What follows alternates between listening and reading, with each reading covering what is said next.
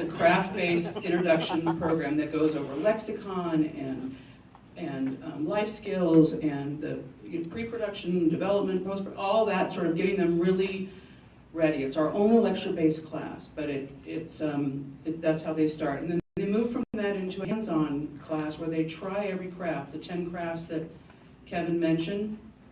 I'll do real quick. I know you said 10, but so. Local 33 stagehands, local 44 property, local grip 80, local 600 cinematographer's guild, local 695 sound, local 700 editors guild, local 705 costume, local 728 set lighting, and local 729 set painting, and local 800 scenic.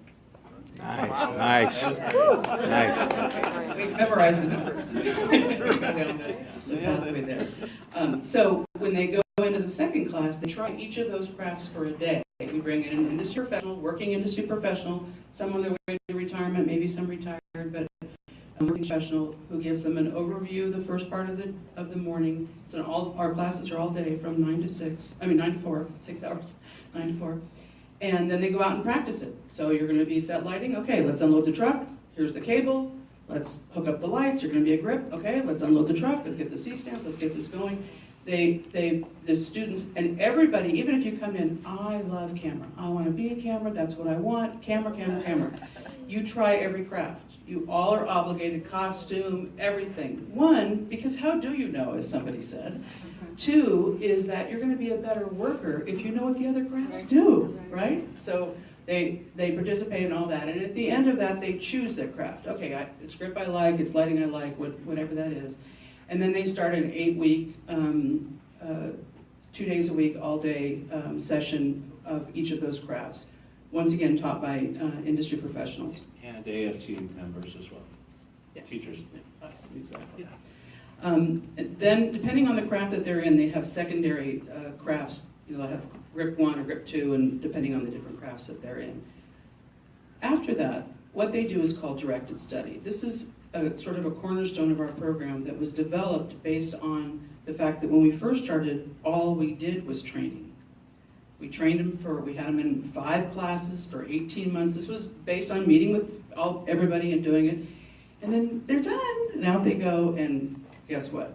Nothing. We're ready, right? They had no real life skills, didn't really understand, and so we learned just like we do all the time. So we revamped our program and included this directed study, where they have to actually go out and get something, student film, something. They have to actually do it on their own themselves, because that's what the business requires. It requires that you reach out, and a lot of our students don't have that. It's very hard if you don't have it, if you're not an automatically networking kind of a person. But the ones who are determined to be that person, that grip, that lighting, that camera, they wait till the very last minute to get it started, but they do get it started. And they have come back to say to us how much it helped them. What it gave them? Confidence. And we separate confidence from arrogance. We talk about that a lot in our program. So we want confidence. It's not the arrogant side. So they get confidence, they do this directed study, they need to do 640 hours. 640 hours of outside work on their own. And they always say, does this count? Everything you do to build your career counts. So it also includes going to seminars and doing other things like that. It's not just the direct student film all the time. That's all through West LA College. And if they're deciding that they want to go into Hollywood CPR, they know that they need to do all of this. They need to have a B average. When they graduate, they need to have letters of recommendations. They get evaluations when they go out on these directed studies. Kevin, you want to hold this up for me? This is a copy of one. This is a grip, and this is this grip's directed study journal. This is one student. So every student has to present this to be able to go on. And he's a veteran, and he's working all over the place.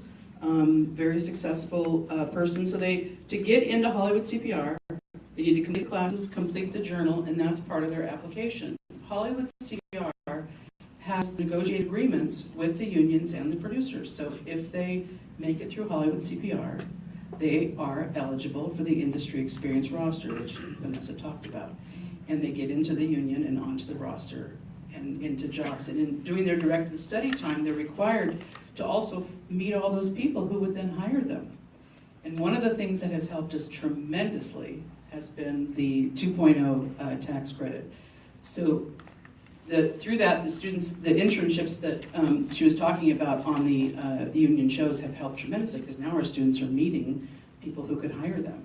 So we've had interns on Rosewood who never graduated and have gone on and are working all over the place, plus Pretty Little Liars, other secondary show they did after that, I can't think of it right now. Anyway, a number of studios and shows have reached out to us for interns. We have a student in camera who reached out to one of his friends who said, listen to these guys, because we told them in the beginning, once you start working, you actually will start to make some real money, and we do a lot about that with finances and all that, but we say, stay living as close as you can to the same. Don't go out and have a big party with all your friends and buy new cars. Save your money, you know, because of the whole feast and famine, but also so that you can maybe buy a house or whatever. Well, we have students that have bought houses, saved money, $90,000 one of our students saved. Just recently. So they're doing it, and we've got a tremendous, great pathway. All we need is all of you to send all of the people that you know to us, and we'll help them become successful. Nice. We have pathways to Local 33 stagehands. We have a paid apprenticeship over at the Hollywood Palladium. So we do every concert that comes there, and that's through a partnership with the Live Nation and IA. And that training model has, in this last year, we did Paul McCartney and Prince and Bob Dylan and everyone that comes to the Palladium. So if you look up everyone that's been there and everyone that's coming, our students and our teachers do every concert, and including church on Sundays.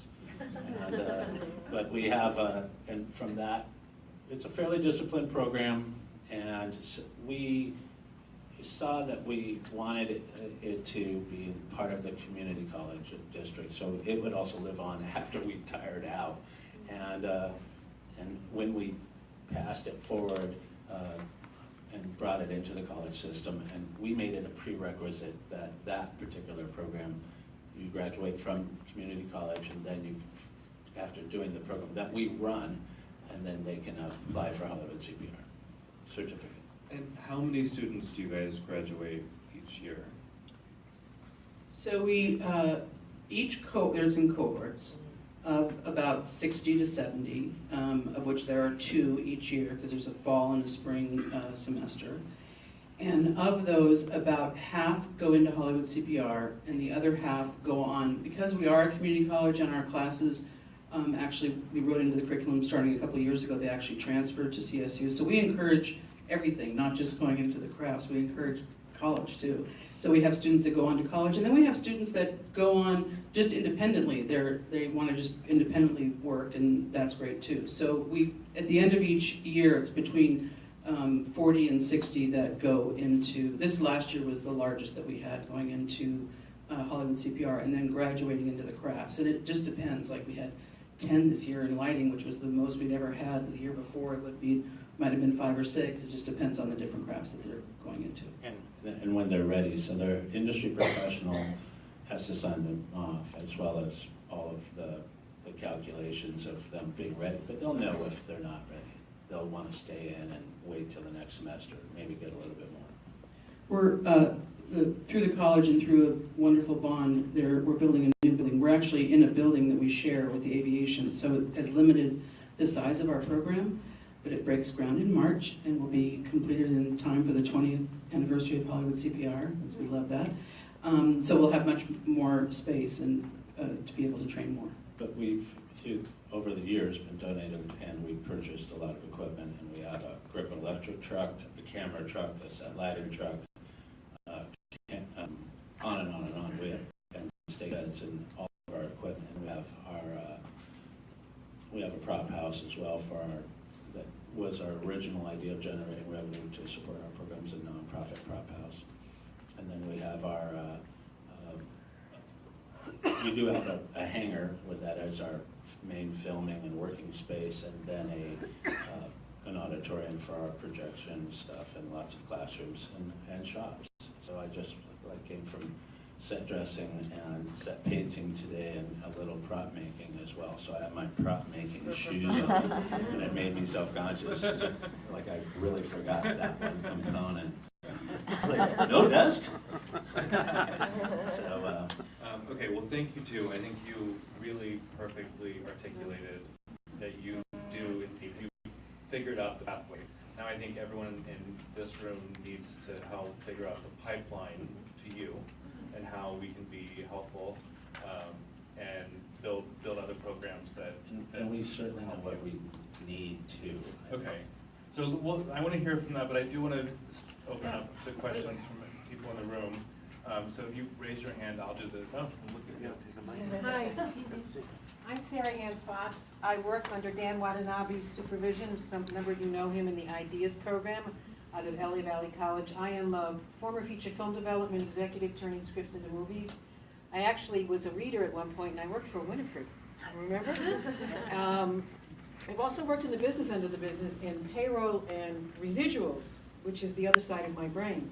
I have my own business working with writers, but in the IDEAS program out of LA Valley College, along with about 65 other professional experts, we are consultants in educating and helping high school and community college students in whatever everything you're talking about. And one of the things we tell them, and it's very simple, this is the drill down statement.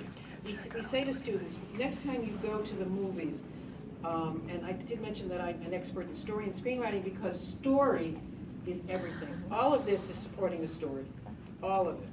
That everyone is focused, quiet on the set, action, they're telling the story. So, but one of the things we tell students in the drill down is next time you go to the movies, look at the end credits, watch them. Every name is a job. And anything you're interested in has been mentioned, whether it's cooking, teaching, being a medical, driving, greens person. I mean, you can name any gift, talent, skill, or interest, and there is a job in movies, TV, commercials, digital media, computers, the whole thing. The challenge, I think, is information. One of the challenges is letting them know that they have possible careers, that it isn't just actors, writers, producers, directors. That there are so many occupations in this industry. And I think a lot of the issue is information and education about this, and then using all of the resources that we have here in this room to move them forward. I don't have all I can do is what I can do in my part in the program, but I just wanted to put that out there to educate them that, and you know, like in other words, to like take the end credits of a big movie and sit in a class and say, what does this person do? This is what they make on the average, blah blah, blah, and you have fun. Because being on a movie set, especially if you have a job on a set, I've done craft service because I'm a Jewish mother. But take care of people, you know, just eat, darling, eat. But seriously, to let them know that you make great money, you work with wonderful people, you support creativity, and it's fun. So thank you for listening. I think that's great. I actually think that is a great transition to maybe, Josh, if you want to talk a little bit about Ghetto Film School, just in terms of from the education standpoint, like how do we get the word out that kids can do these things? And maybe if you just talk about your student population. Sure, don't mind. Hi, everybody. Nice to see you all. Not sure which way to point my body here. Sure. Hi, panel, everybody. My name's Stash. I'm the executive director for Ghetto Film School in Los Angeles, and I was with a lot of you in the June get-together. It's good to see everybody here and some new faces. I guess I have a lot of thoughts. One quick informal poll: how many people in the room are between the ages of 18 and 24? All right, so I'm just going to focus on that, because I think that if our mission here is to identify, align, and leverage resources for providing youth ages 15 to 24 years old with concrete entry points into the creative workforce, and that the first step in that is to identify a rich variety of stakeholders, I think we may be jumping ahead a little bit. And I think there's definitely a huge amount of experience in the room. There are many programs that are working and doing a good job, but I think I would say as a next step, getting some people in the room to share their perspective and opinions is going to be essential. And I'm happy to help with that. Our program in LA serves 75 kids. I was really struck also by Winifred's story. Thank you for telling us about Tariq. I know Tariq. Like, I don't know, no, I don't know Tariq. But I know Tariq. I know who you're talking about. And his name's Naheem, and he's 16, and he lives in Staten Island, and commutes 2 hours one way to come to the Bronx to do training with us. His name is Guillermo, and he lives by LAX, and he takes 3 buses to come to MacArthur Park to train with us here. So I know Tariq. He's an extraordinary person. He's not the only one out there. And I think what makes him really extraordinary in your story is that he actually got in the door, right? And you were there, and you gave him a chance, and he proved himself, and now he's out there. And I think that for all the programs that are serving different populations and constituencies, we can't forget about the Tariqs, right? So there are different kids at different levels, different talents and abilities that should be all included in this discussion. And if you're 22 and a senior in college and you're getting ready to go into your internship, you might be the last Tariq left, right? Maybe you started out in high school with a bunch of friends that all loved this stuff and wanted to be filmmakers and geeked out about movies and comic books and like, yeah, this is what we really want to do. And by the time you're 22, all those other kids are like working at Foot Locker, or they've decided they need a more secure pathway. They're the first in their family to go to college. Their family doesn't come from the industry, like it's just a safer bet to go be an accountant or something else. And I think about all the Tariqs that aren't getting served right now, that didn't quite, get in the door. And at least our organization, that's our focus. We're really looking at that small population. And that's not enough. All the groups in this room and more are required to really achieve this mission, which is, again, just back to my first point. I think we're going to want to get some young people in the room. I could probably speak. You want to scream it? Okay. Teacher. My question is for Nancy. The tax incentives are great, but they're not really addressing the issue that K-12 is having, and that the majority of our kids in our pathways, the studios after just coming out of big scam. Yeah. You can't hear me? No. Sorry. I'm not. My question's for Nancy. And the biggest challenge that we're having, we've been developing our pathways for several years. And we're in Burbank, so the studios have been partners of ours for a long time. Our biggest challenge is that after the experiences studios have had with regards to interns, they're not willing to take on our high school students. So is there any language in the tax incentive that addresses that to inspire studios to create situations?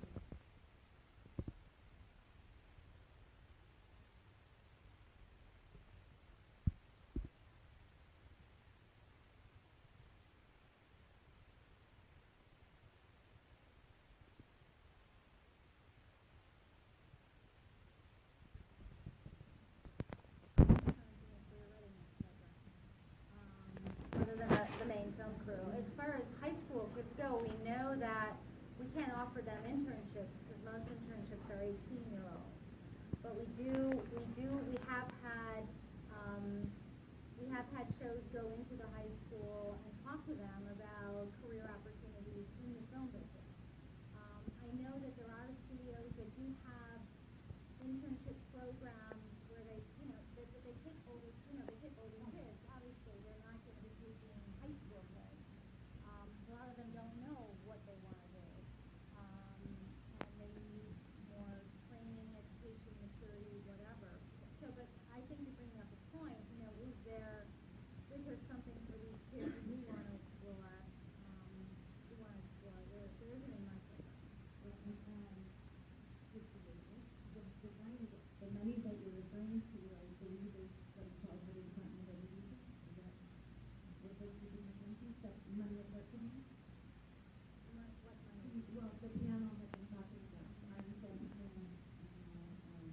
I can speak to that. Colleges that operate. The money that Nancy is referring to is from the film industry. It's not the educational fund. Right, but the rest of you, that's what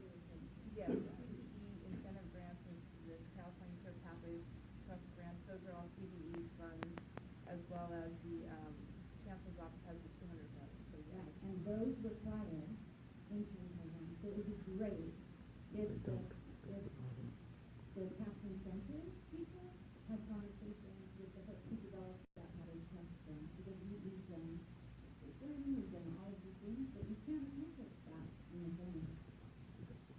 And quite honestly, I'll be very transparently, that is a challenge. On the national front, we've been asked to do increased work-based learning, increased internships, increased apprenticeships, and the age requirement is a challenge. There's just no ifs, ands, or buts about it, and we have found formulas to address that.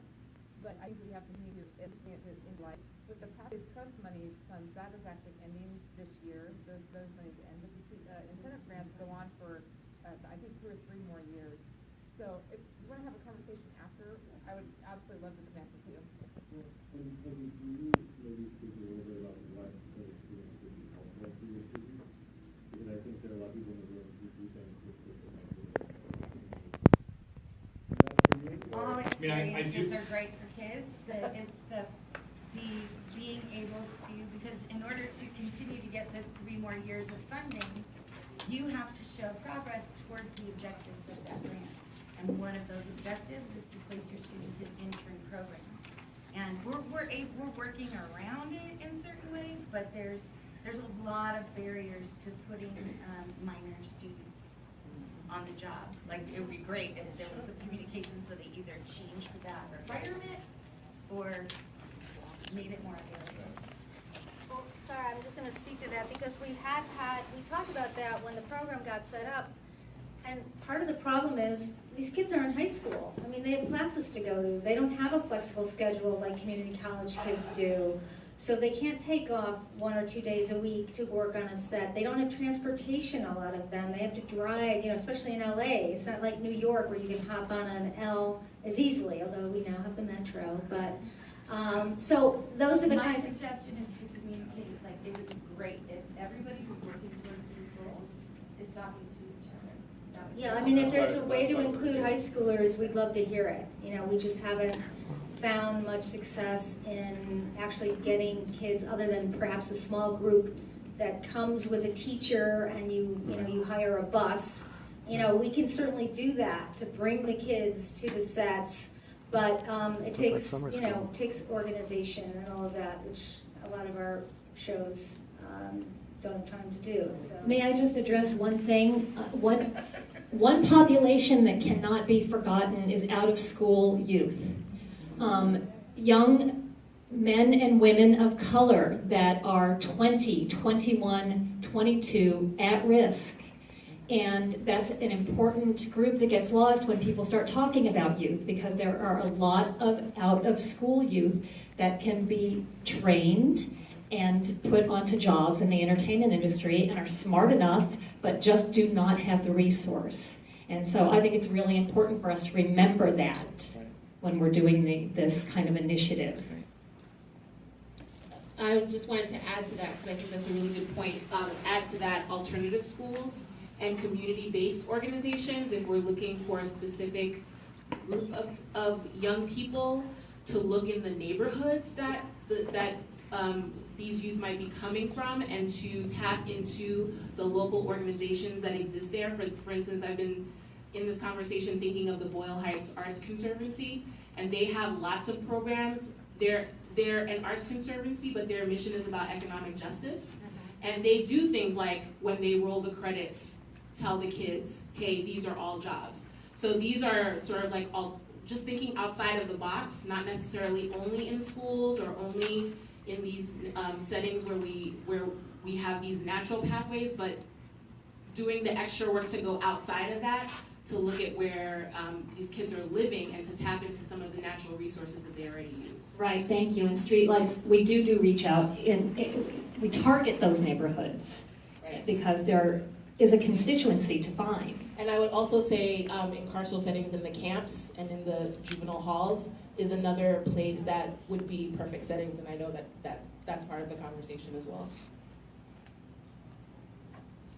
I'd just like to address the work-based learning piece. So in the 1990s, we had Health Careers Academy students, and the hospital said, we will never take a less than 18-year-old student in our hospitals. But we did it.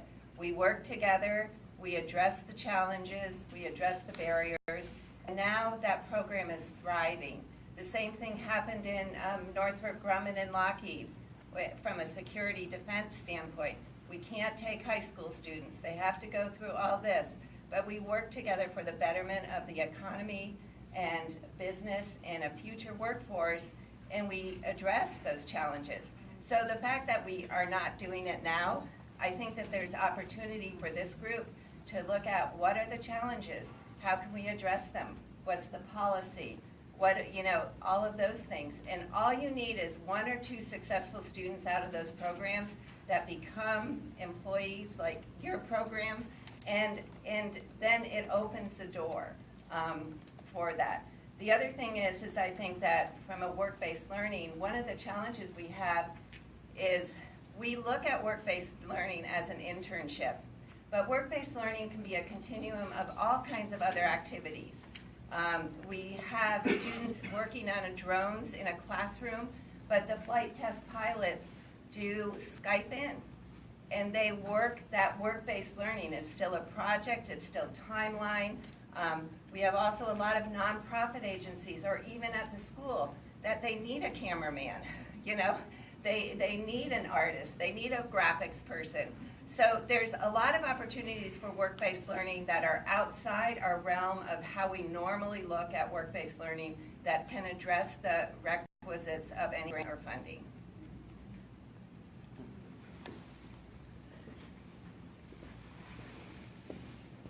Hi, my name is June. I work as a consultant with Downey Unified School District. Downey actually has 2 California grants. One is through the Chancellor's Office through the apprenticeships, and the second one is a $6 million California Career Pathways Trust grant. And one of the partners for the $6 million grant is the National Academy of Science. I don't know how many of you have heard of the Science and Entertainment Exchange. They're the ones that connect scientists to entertainment. So they're a partner because we really wanted to have a way to open doors for students. So Downey is a community that has high poverty, lots of students of color, and they don't necessarily have access to these opportunities. So one of the things that's been pretty exciting is because the Science and Entertainment Exchange has deep relationships with different showrunners. Jeff Bell from Agents of S.H.I.E.L.D. actually reached out to one of the contacts at the exchange and said, we really want to have a group of students come and visit our set. And they connected with the film and television instructor at one of the high schools. And last week, this was the second tour. They only brought 6 students at a time, but they brought 6 high school students on the set of Agents of S.H.I.E.L.D., met with writers, met with below the line staff, hung out with the different departments, and now a relationship has been built. So Jeff Bell and this teacher have been in contact, and they're opening doors, and they're talking about how to get folks from the construction side of the high schools to maybe get involved. And those are more open to internship opportunities. And so that's one thing, is building relationship, and I feel like it would be great to connect. Burbank's not that far. And second is, a way we got around the internship issue was we worked with another partner for the Career Pathways Trust grant, and their whole thing is to create the internship program. So last year we had 0 before the grant, and this last summer, there were 40 paid interns that went through, and they did 6 weeks of a paid internship. And it was something that we worked with our local workforce development board. They're the employer of record, so any issues of liability, they absorb.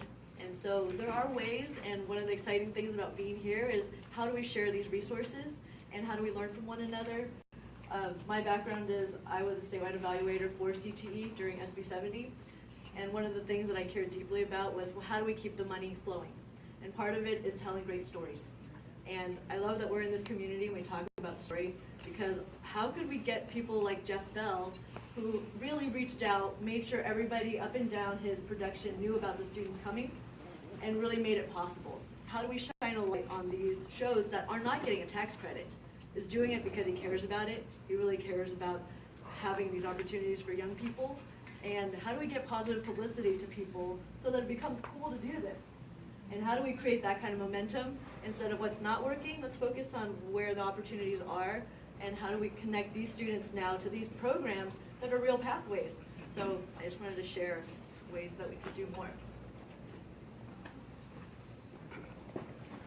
So I see other hands, and we're going to have more time for discussion, but I just want to pass it on to Denise Grande first, and let her say a few words about next steps and discussion. So I'm actually, I'm stepping in for Norma, who is going to do this last half hour, so I had to get she got pulled away. So the last part of our meeting is really about getting your voice into this conversation. We talked more so initially about this being all of our work, and it really is going to take all of us to make it happen. At the Arts Commission, I'm always tasked to be thinking about the city's social goals.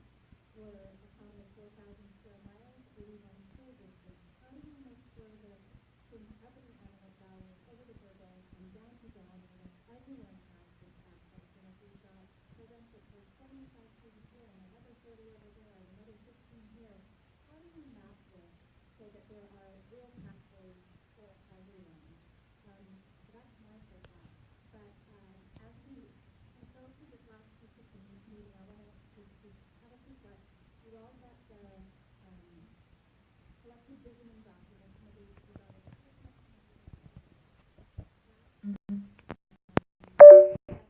With the sheet that you got, the preliminary data,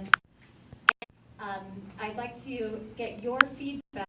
What actions do you think that this group can take collectively that the Arts Commission will help move forward, but it really needs to come from what the community identifies as strong needs?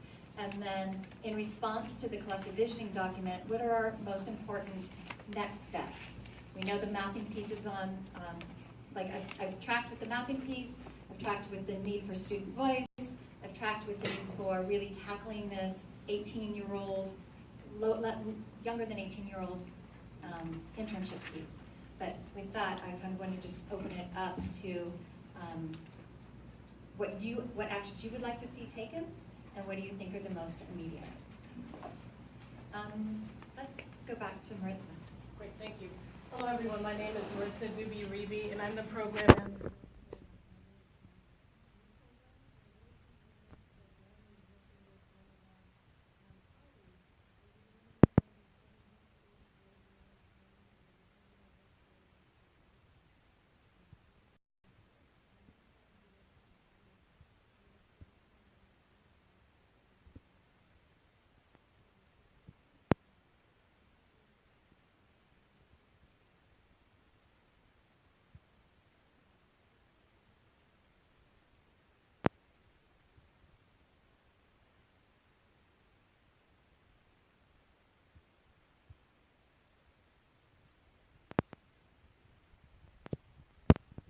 Workforce boards, that you also suggest that the arts be something to look at in terms of these future employment that exist in our current economy that we can't neglect.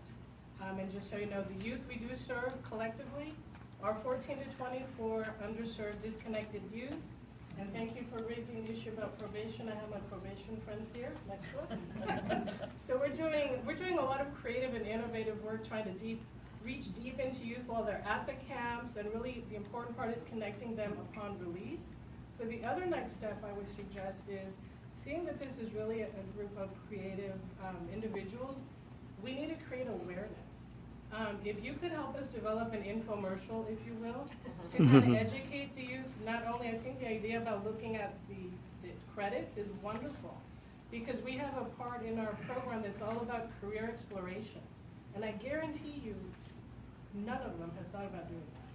So at least, you know, we would love to have live people come and visit all the different providers that we have. Mind you, with all the 6 WIBs, we're talking at least 200 to 250 across the county. But if not, if we could at least have an infomercial and have kind of a collective voice in that regard that all the workforce boards could even share and put on their websites and just share with youth, I think that is a very significant and important next step. Great idea. I just wanted to add, my foot is stuck. Okay, I'm Ted Milner with Executive Dems, and my wife's the former assistant to the chairman of NBC and Paramount Pictures, and she created an agency that would service exclusively the entertainment industry. close to 28 years ago. And I would say in the last 7 years, the industry's changed a lot in terms of what we do. We place administrative assistants to the networks and studios, not as much on production, but the candidates that they have now are in abundance compared to what they used to be. And so the industry's changed in that you're not just going to come in and just get a job. I mean, you really have to bring it. And so I've been working with ICT and with Steve Wright and Watanabe on soft skills, resume writing, and cover letters, and really teaching kids what's expected of them. I think it's one of my challenges when people come in. It's my responsibility to launch their career. And I'm telling them, no, it's your responsibility to do what the executives need you to do. They're not hiring you for your future. They're hiring you for their need. And so I really have to get them to truly understand, if you're going to launch a career in this industry, you have to meet their expectations. And many times it's their unspoken expectations. So I just want to lend my time, if you need me to come and talk to any of the kids, you know, on cover letters or soft skills or things of that nature, how to interview, please feel free to reach out to me. That's great. Thank you. I want to follow up with that as a reminder, if you haven't yet completed the survey, please do complete it when we send it on to you so that you can be part of the map. And for both of you that have suggested other people that should be part of this conversation, we know that this is only the beginning of unearthing who are the folks doing the work. So please forward the survey on to anyone else you know that's doing this work so that we can fill in the pieces of the map. Can we know who everybody is? Is there a Absolutely. Is there a way that, you know, that's going to happen? Because we would all, outside of a meeting, obviously reach out to those who need help. And as part of the follow-up for this, we can send out, when we send out the survey, we will ask if you are okay with having your email shared. And then anybody who doesn't want it shared, obligation to you to decline. We'll take your name off. Everybody else's will be shared. Pat and then George. Hi, I'm Pat Wayne. I'm Program Director for Create California, the statewide arts education coalition. And I was especially struck by Keith's comment about needing to be more explicit in the classroom as to what the careers are. And so I'm interested in where are the breaks in creating a successful system, successful pathways, so that I can see how Create California can come up alongside of this, how we can apply our resources and help LA get this going, because as LA goes, then we can look at how do we expand in the whole state. Good afternoon. My name is Kelly Redmond. I'm the Executive Director of Impact Media and Entertainment Coalition, and I wanted to offer some support as well. I understand that diversity and inclusion is on the agenda. I brought it up quite a bit at the very first meeting, and just wanted to offer support for those of you who are looking to diversify your programs and need to reach, more diverse candidates for your programs. I have extensive networks and can assist with that and would love to, and that helps us achieve our mission, which part of it is impacting diversity and inclusion in Hollywood. So would be happy to help you with the recruitment for your programs, and then also if you're in need of and looking to build and maybe even customize some diversity training for your organizations or other networks or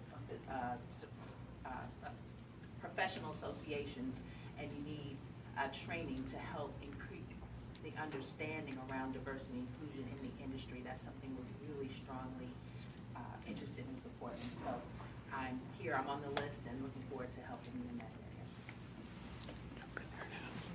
Real quick, hi, I'm Nancy Held-Lucas. I'm with Student Television Network and Package Every Day. We're an association of high school broadcast journalism and film programs nationwide. Our convention will be in Anaheim next year. And I just wanted to speak to something that you said about Georgia. I've been very involved for the past 5 years in a program in Georgia where not only were they doing the tax incentives, but they were funneling money from the projects that were there into the schools.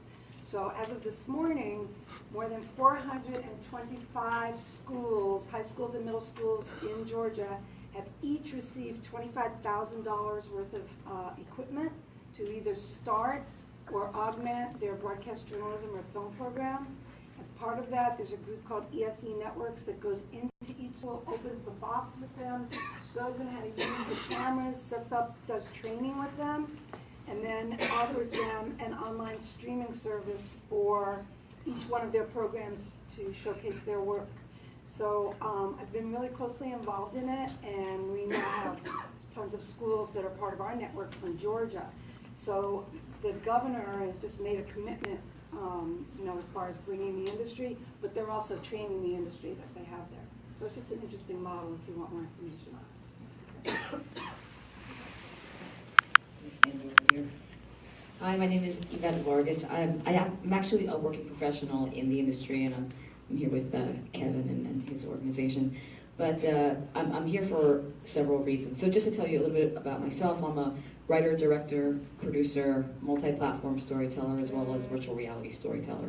So I work in both the traditional, mostly television storytelling, writing mostly on television, and then very much in other mediums in terms of, but coming from it as a storyteller, always a storyteller first, so I love that that's really been mentioned time and time again, because that story, none of this matters. We don't have any, nothing else can exist without it. But for myself, because I've always been working in both like the digital storytelling avenue or front, as well as traditional, and now it's pretty much the same, as we all know. I've been really fortunate because I've had a variety of skills to be able to work in various mediums. So I'm one of those people that comes in, gets asked to come in and lecture many students on the college level, mostly on the graduate level, in fact. I'm working with AFI, and my graduate school was UCLA, and then I also went to NYU. That was my undergrad. So I'm just one of these few individuals in the business right now, working professional, that actually has been able to bridge the gap with the technology, the change of technology, and being able to still continue to tell stories and work in the traditional format, bringing in the new technologies which are needed. So with that, and because I'm just one of those people, again, that is always called upon to do this, and then because I'm a woman and a Latina, there's also this other kind of many opportunities for me, and also I'm just asked very often to come in and speak to young, diverse groups, just all varieties of groups, and also just working professionals, because there are, speaking about pathways, there are many pathways here in terms of how you're all focused and looking at getting your students on the right path, or actually just educating them on the variety of pathways, which is really unlimited, as we know. But so we can consider those like some pathways that are kind of the norm that you're all identifying. But then there are the pathways for this diverse group that doesn't even usually have that opportunity for the standard pathway. So for myself, again, as a working professional, and also someone that's been able to bridge the gap between digital and traditional storytelling, which really is storytelling in the 21st century. That's very much my focus, and that's what I lecture on, and that's what I do every day. But then there's definitely it's thinking outside of the box for people of color. So I very much work on that. I'm the vice chair of the Latino Writers Committee at the Writers Guild. I'm actually a member of the Television Academy and involved in diverse efforts here, as well as digital. I'm a member of the PGA, very involved in diversity there, because it's different. It's different for people of color. So I'm just asking all of you and I love what she had mentioned, and several of the other ladies who had mentioned, you can't forget about this other group, which is huge and tremendous, that they just need some education, obviously, and going back to the press and the PR and the advertising and this wonderful piece that she was requesting. But this is a tremendous, large group that really is ready to work. They just don't have a clue. And because most of the industry doesn't even have a clue, so we have to think outside of the box, and they're available. So if I can be of any help, in that area, I've done a lot of, I guess, opening doors in terms of creating events with bringing in professional showrunners. Jeff Bell was one of my professors at UCLA, by the way. He's amazing. I've created events at the WGA, and now that's expanding, where I put literally WGA Latino writers in front of showrunners, top television executives, and people have gotten staff, people have sold shows that would never ordinarily have happened. So it really is about access. So, it's all about, I'm very much about creating events with access. And I think that will work on every level, whether it's the high school kids, the college kids, and the professionals, in the industry that are just underserved. So, thanks. So I think we have time for one more. Was there anyone who had a burning? Well, one of the things that we're challenged with is just who do you connect with? So I think that just having a repository or being who's the intermediary, so we aren't contacting, you don't have 25 people, 50 people, 100 people, teachers contacting you and saying, so that would be very, very beneficial. Just to give you a real quick example is we have this money from the CTE IG grant. We are using probably about $500,000 of it to refine arts and media spaces, but we don't have an expert out there to tell us what that should look like. A teacher that's been out of the industry for 5 or 6 years or 10 or 15, they don't know. So that's just a brief example of what we need to build these programs. That's a perfect way